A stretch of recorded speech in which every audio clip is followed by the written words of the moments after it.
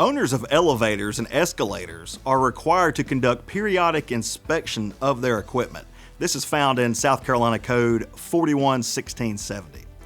In order to recover for an elevator or escalator accident, the plaintiff must present some evidence that there was a malfunction and that the result of the malfunction was a failure to correct a defect that the owner should have known about, or a failure of the owner to have in place a reasonable maintenance program that would have identified the defect.